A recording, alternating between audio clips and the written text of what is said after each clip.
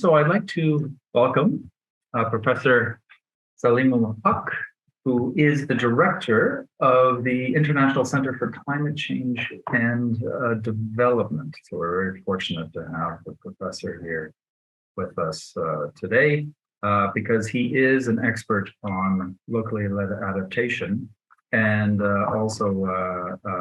he has vast experience in mitigation, adaptation, sustainable development. What's interesting about the professor is that he was the lead author on the 3rd, 4th, and 5th IPCC assessment reports. So he has a lot of experience when it comes to the IPCC. We have some questions about that. He's a professor at the Independent University in Bangladesh. He's also an associate at the International Institute on Environment and Development, chair of the expert advisory group on the Climate Vulnerable Forum, and of course, a senior advisor on locally led adaptation for the Global Center on Adaptation, the sponsor of this workshop that we're taking right now. He has contributed to reports of the IPCC that received a 2007 Nobel Peace Prize, and among his other awards, a National Environment Award from Bangladesh in 2020. He's published hundreds of scientific as well as popular articles. Some of them you actually read during your lunch hour. Remember, I shared with you some opinion pieces that he wrote for the Thomson Reuters Foundation, and is recognized as among the top 20 global influencers on climate change policy in 2019.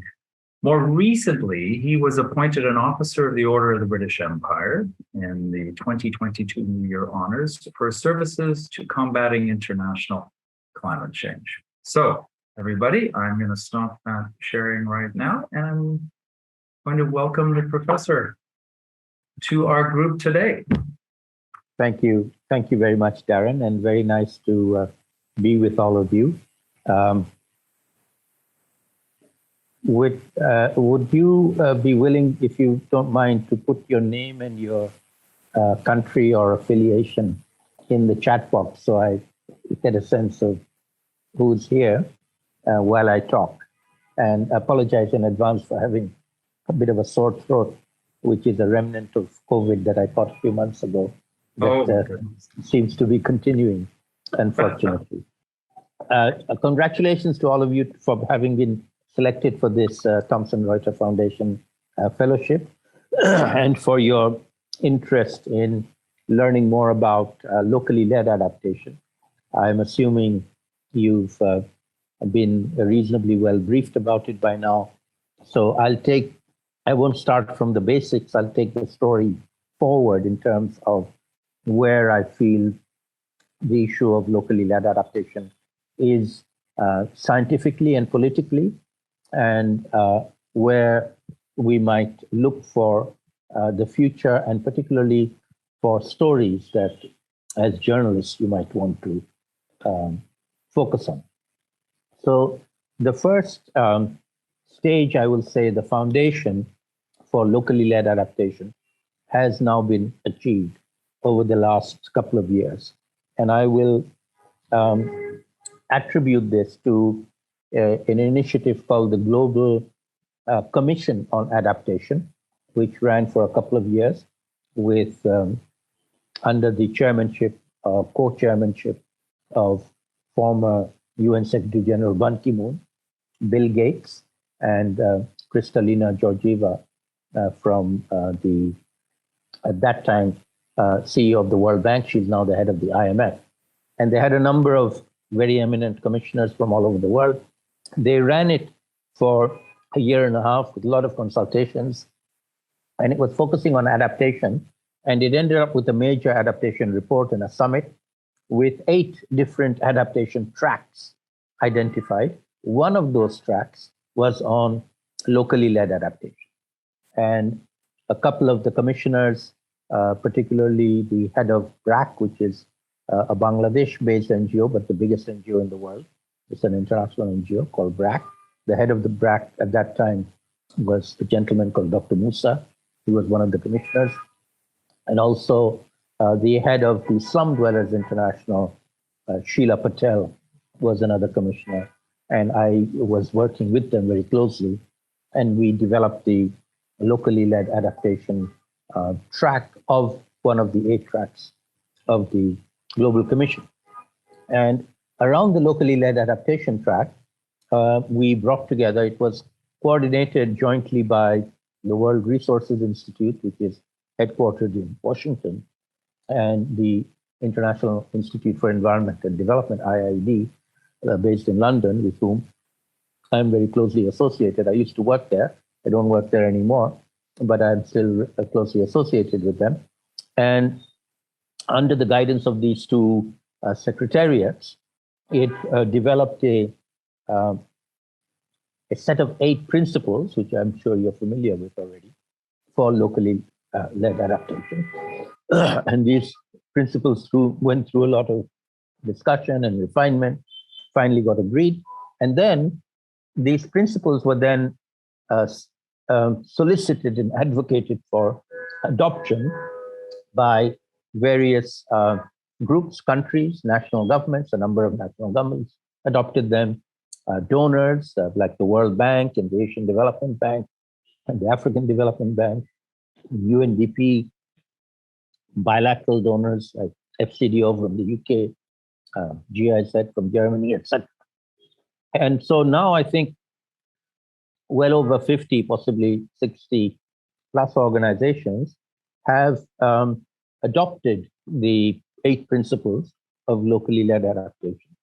And last year in the COP, in the 26th COP, or COP26, held in Glasgow, it became a major part of the broader issue of adaptation. So what happened in Glasgow was that adaptation in general, a broad adaptation, was acknowledged to have been under-resourced by the international global community. The finance for tackling climate change was supposed to have been $100 billion a year from the developed world to the developing world. They never reached 100 billion. They still haven't reached 100 billion. But whatever they reached, which was in the order of maybe 70 or so billion, the vast majority of that money went for mitigation. 80% went for supporting mitigation actions, and only 20% went for supporting adaptation actions. And the vulnerable developing countries made a big issue of this, saying that wasn't fair. They wanted 50-50. They didn't mind half the money going to mitigation, but they wanted half of it to come to adaptation. And that was actually a successful advocacy, because the developed countries acknowledged they hadn't given enough for adaptation.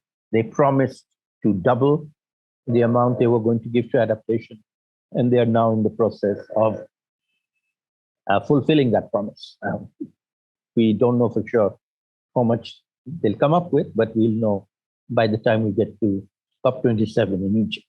So that's a major victory in terms of getting the whole world, and particularly the developed countries, to acknowledge that adaptation needed a lot more support, and they promised to give it a lot more support. Now, that's a good thing. However, in the latest report of the IPCC, the Intergovernmental Panel on Climate Change, which Darren just referred to, the report of Working Group 2, which is on impacts, vulnerability, and adaptation, which came out at the end of February this year, they had some very interesting analysis of the investments that have gone into adaptation so far. And there hasn't been adequate investment, but there has been some. And researchers have been able to evaluate some of those investments. And a very interesting result has come out of that research, which has been published in the IPCC Working Group 2 report, which is that quite a lot of the adaptation funding has been useful, but a very significant amount has not been useful, not particularly effective in the end. And in some cases, minority, but some cases, the investment made for adaptation not only was not useful, it actually ended up making things worse. And we now have a term in the climate change science world called maladaptation. So instead of improving things, it made things worse. And this was not intentional. This was unintentional consequences. And the researchers who evaluated these kinds of projects had a number of reasons. They found a number of reasons, but there was one very common reason across all of them, which was that in almost all the cases that they looked at where these investments fell short, the investment itself was done in a very top-down manner, either by national governments or by international agencies like the World Bank or the African Development Bank or the Asian Development Bank or UNDP. And it was designed by so-called quote-unquote experts, international experts, who flew into the country with a pre-designed adaptation program or investment plan and implemented it and asked the local people to just simply implement it and told them that this is going to be good for them. After implementation, it turned out not to be as good as they had thought it would be. And so the biggest single deficiency that was identified by the researchers was the lack of consultation with local people. This very top-down, we know best approach to local people's problems, which gets manifested in terms of even terminology that's used. People are the targets or the beneficiaries. They are not the implementers. They are not the people designing things. They are recipients of ideas and fund from others, and they just have to do what they're told.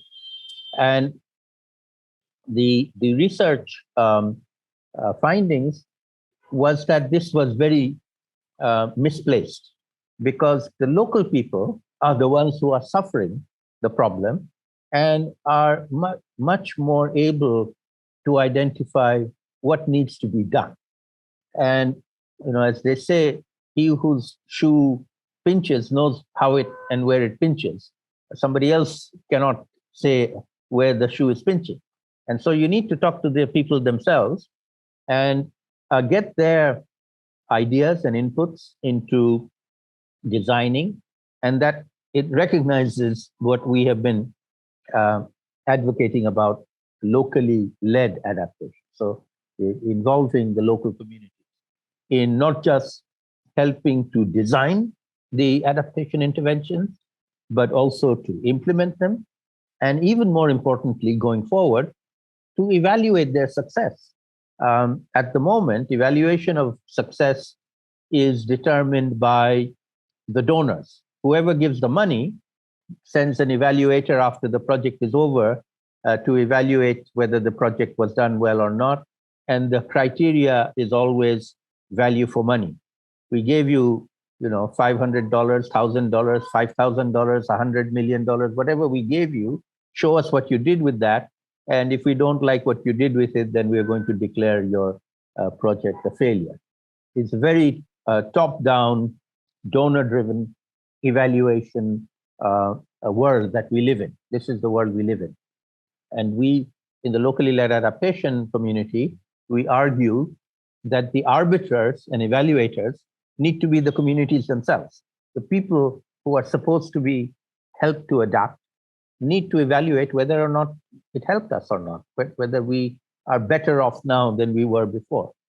And within the research community of locally led adaptation, which is a subset of the broader adaptation research community, we focus a lot of our attention, we belong to that community, on the monitoring, evaluation, and accountability and learning.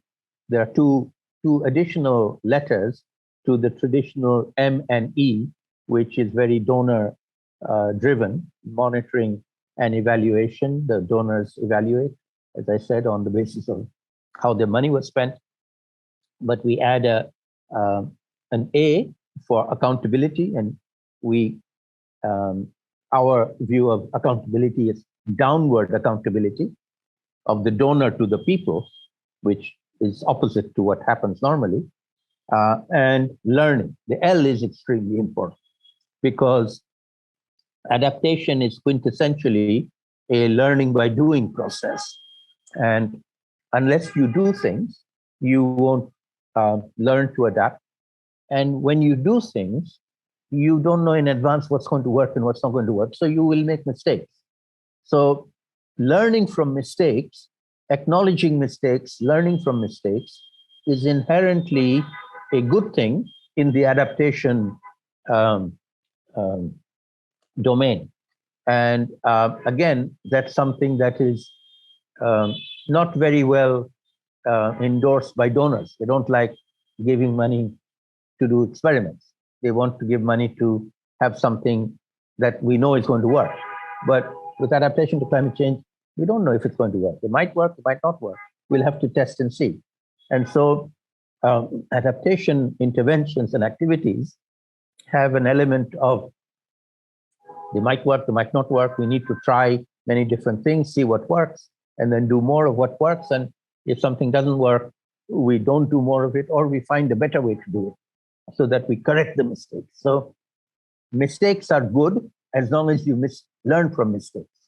Mistakes are bad if you don't acknowledge them and you keep repeating them. And that is our view of how to evaluate locally led adaptation.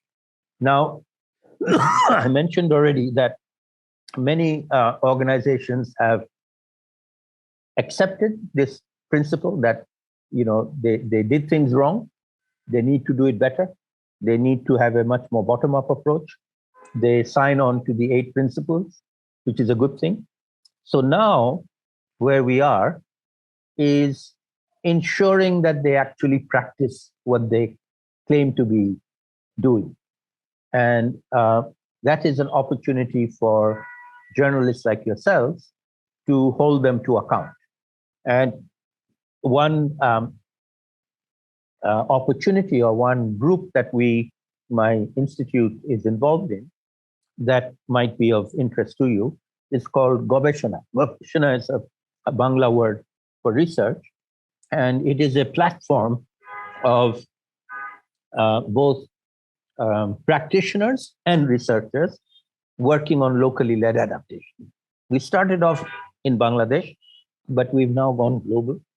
And every year, in the first quarter of the year, we hold a major international conference on locally led adaptation. And we did the first one last year, the second one this year. Before that, we did an in-person conference in Bangladesh, largely focused on Bangladesh. But because of COVID, we couldn't do the in-person last year. We did it online.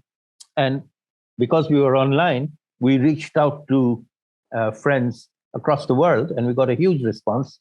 And so we ran it 24 hours a day for 7 days. For first 8 hours in the Asia Pacific region, second 8 hours in the Africa, Europe time zone, third 8 hours in the Americas time zone, and then went around the world 7 days in a row with nearly 100 sessions. And we got a tremendous response from all over the world, sessions from every place. Incidentally, adaptation, locally led adaptation is happening everywhere, even in the rich countries, in Germany, in the Netherlands, in Canada, in America. And so it's a global phenomenon, not just a developing country phenomenon anymore. And a growing community of practice that are involved in it, who share their knowledge and experience with each other. And we did it again this year, again, similarly around just under 100 sessions over 7 days. I can share the links to the conference if you want to have a look at any of them. We're producing a series of outputs from this year's conference at the moment, which we hope to publish and disseminate at the COP this year in Egypt in November. And we'll be holding next year's conference in the first quarter of 2023. And we'd be very happy for all of you to participate. And if you want to write stories about what's happening on any of the activities that will be shared and presented there. So one of the things that we hope, this is an annual conference, beginning of each year. The theme, incidentally, for this year's conference was connecting the local to the global, particularly focusing on COP27. So in each of the sessions that we had, local groups talking about what they were doing, we asked them to conclude with a message for COP27 in Egypt.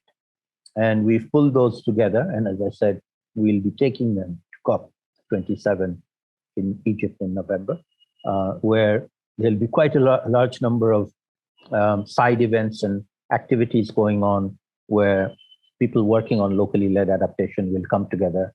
There are a couple of pavilions, one called the Resilience Hub, and another one, there's a locally led adaptation hub as well. There was one last year in COP 26, and there'll be another one in COP 27, where we get together and share what we're doing physically and sometimes in hybrid form, including people who weren't able to go to the COP. And so that will take place later this year. And then next year, when we hold it, we are going to be focusing on the accountability aspect. As I said, many organizations are now claiming that they will adopt this new practice. I'm sure I have no reason to doubt that they want to do it, but how well they do it in practice remains to be seen. And that's where I think the role of journalists like yourselves is extremely important, to be able to visit places, talk to people, particularly the local people, talk to the project implementers, the project donors, the funders, and give an objective view of what works and what doesn't work. And as I said, reality is always imperfect. Some things will work, some things will not work. And one of our principles is to accept that not everything is or will be perfect, but acknowledge mistakes and learn from mistakes. And that the role of the journalist is to find those mistakes and bring them to attention of a wider segment of the population. Some might like that, some might not like that, but that is a genuine positive activity to add to generating new knowledge on how to adapt to the impacts of climate change. Now, before I end, let me talk a little bit about what's happening now and where are we headed. What's happening now is interesting in that one of the other important findings of the sixth assessment report of the IPCC is that they now have said for the very first time that they have unequivocal evidence of human-induced climate change impacts happening. They're happening now, right now, as we speak. You know, there's a heat wave in China, the river Yangtze has dried up. The heat wave in Europe, the river Rhine has dried up. In Bangladesh, we just had a 1 in 100 year flood a few weeks ago, and India is having a major flood right now as we speak. These impacts are happening every day somewhere in the world. There is a huge climatically induced impact that is now attributable to human-induced climate change. The flood or the heat wave is not happening because of climate change, but it's a lot worse than it otherwise would be because global temperature has already gone above 1 degree, attributable to human-induced climate change. So we are now already suffering the impacts of climate change, and therefore we have entered what I call the era of loss and damage from climate change. It's happening. People are suffering the impacts of climate change. And if you follow the international negotiations in the COP, you will know that this topic is a very hot topic. It's a politically sensitive topic. The rich developed countries don't like talking about it. We, the vulnerable developing countries, push for having a finance facility for loss and damage in Glasgow. We didn't get it. We got instead a dialogue on a finance facility for 3 years. So the rich countries offered to talk about it for 3 years, but not to give any money for 3 years. I mean, that's not acceptable.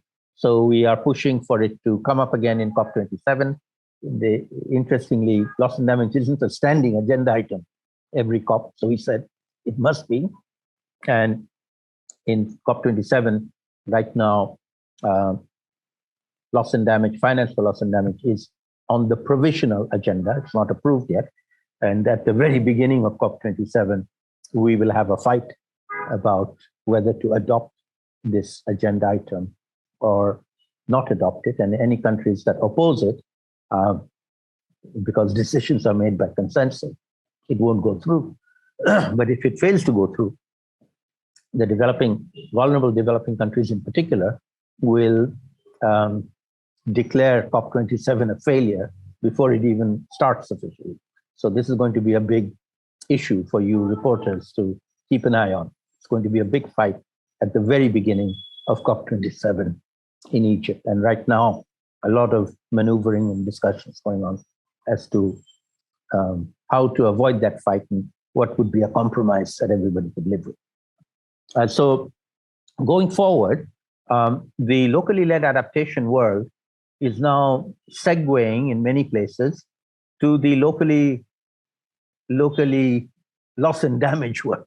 You know, they are now suffering the impacts of climate change, and the adaptation they were doing either failed or wasn't as effective as it ought to have been. And so we have this new phenomena of loss and damage emerging, which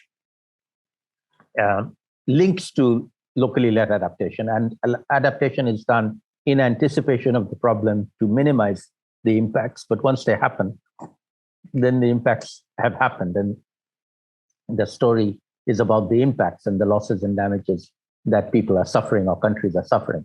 And so I would, and my research in my center has shifted very significantly. We still do a lot of work on LLA, but we are now shifting to LLD, local loss and damage, and developing knowledge based on it. It's a new subject.